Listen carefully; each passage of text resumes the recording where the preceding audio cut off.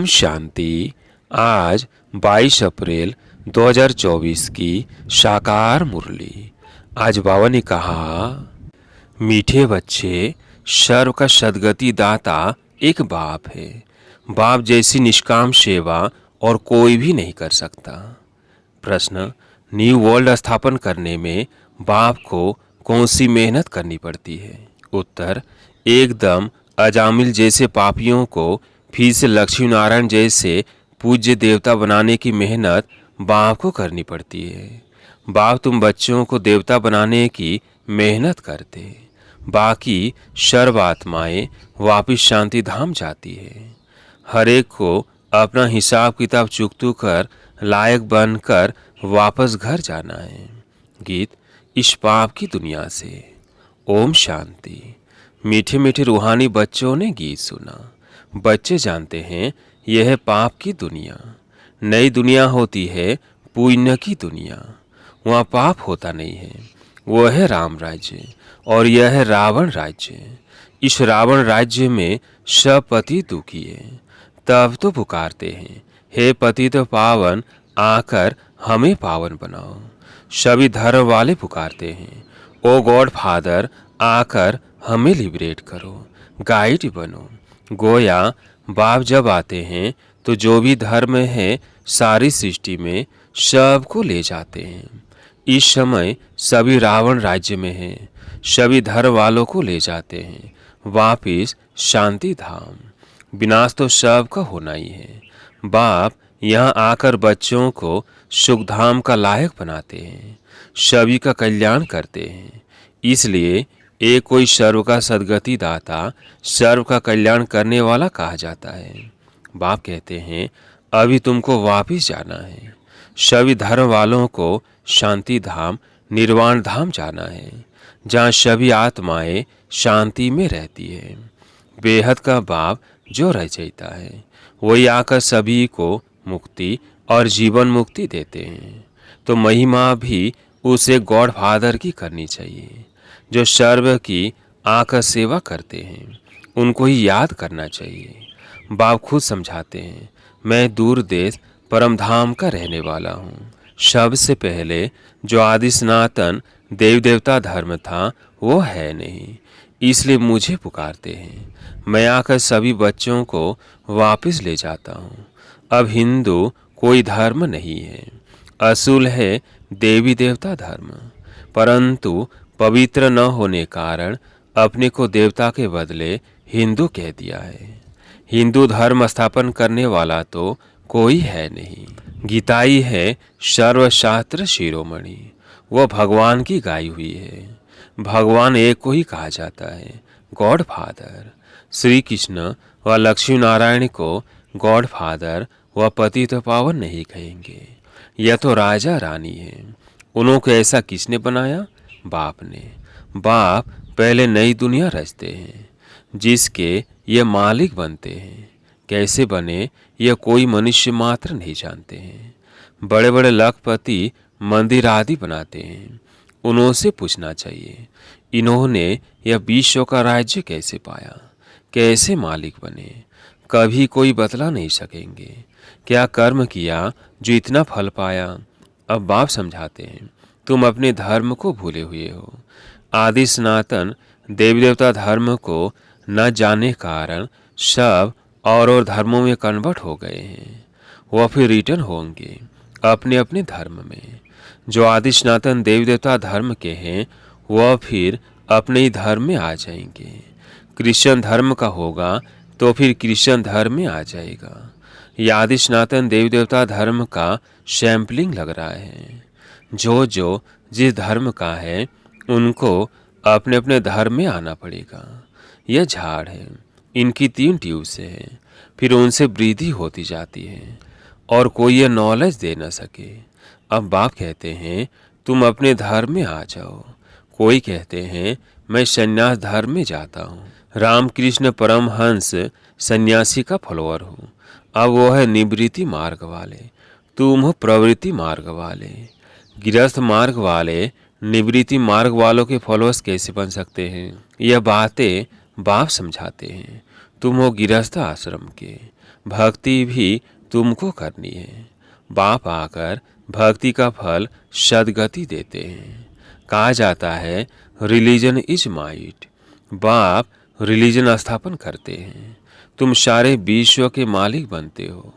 बाप से तुमको कितनी माइट मिलती है।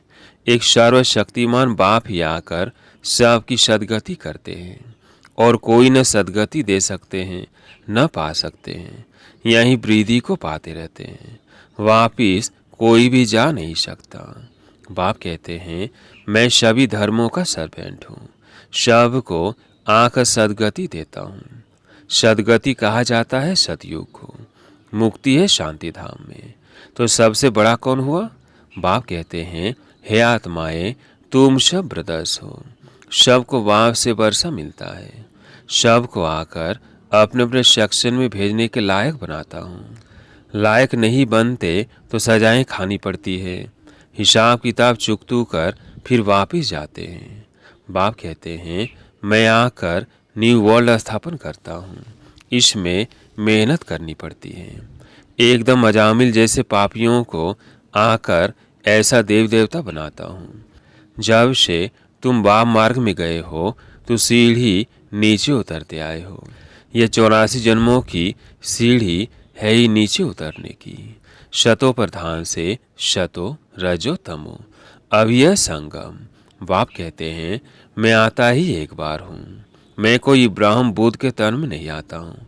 मैं पुरुषोत्तम संगम युग पर ही आता हूँ। अब कहा जाता है फॉलो फादर।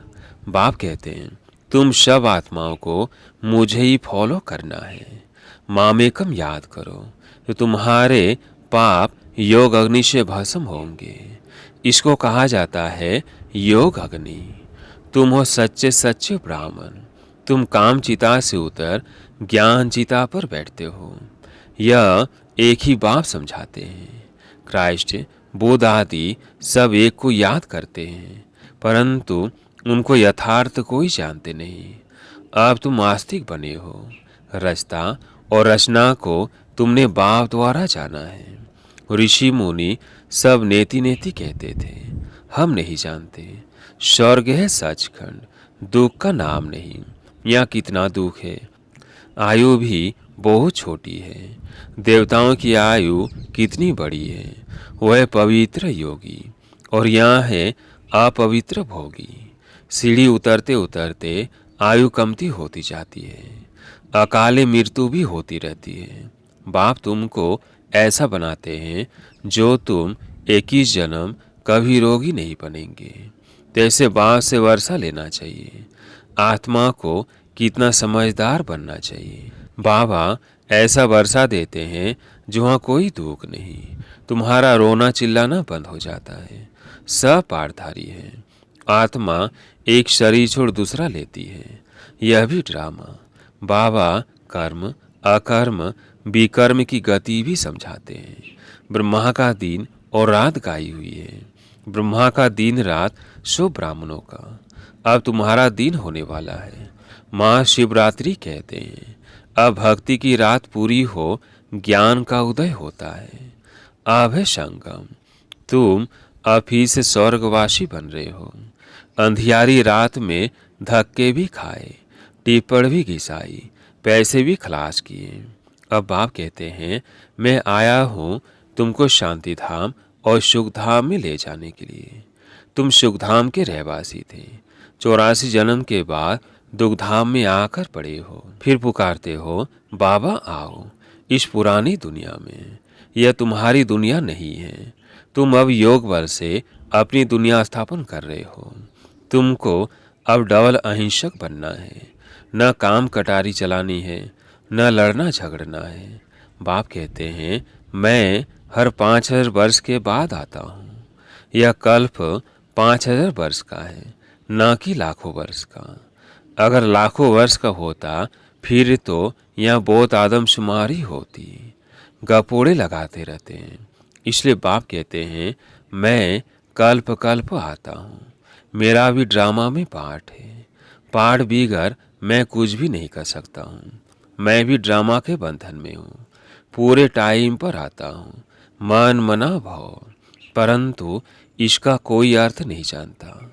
बाप कहते हैं, देह के सभी संबंध छोड़ मामेकम याद करो तो सब पावन बन जाएंगे।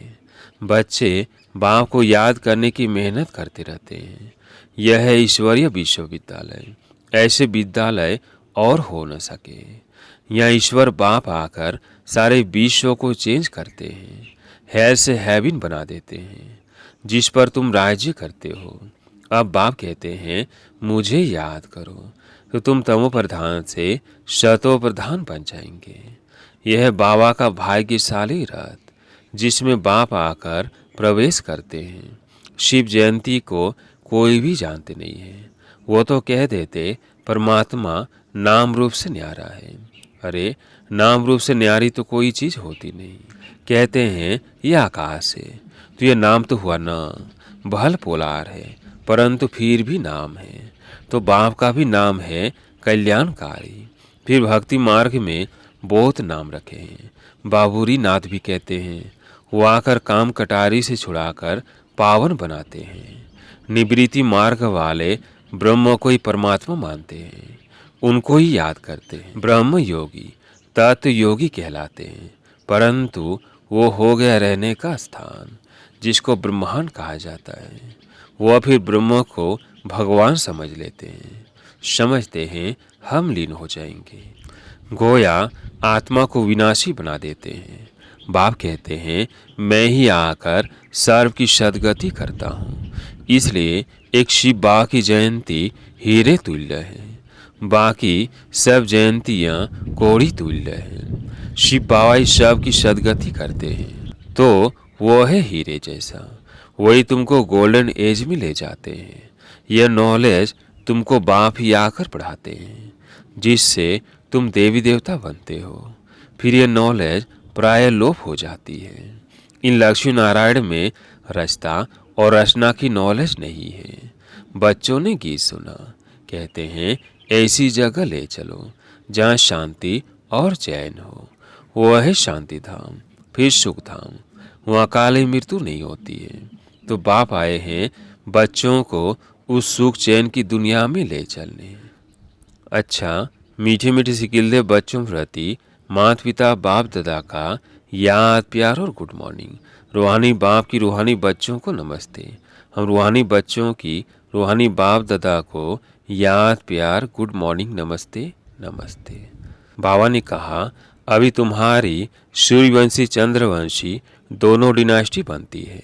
जितना तुम जानते हो और पवित्र बनते हो, उतना और कोई जान नहीं सकेंगे, न पवित्र बन सकेंगे।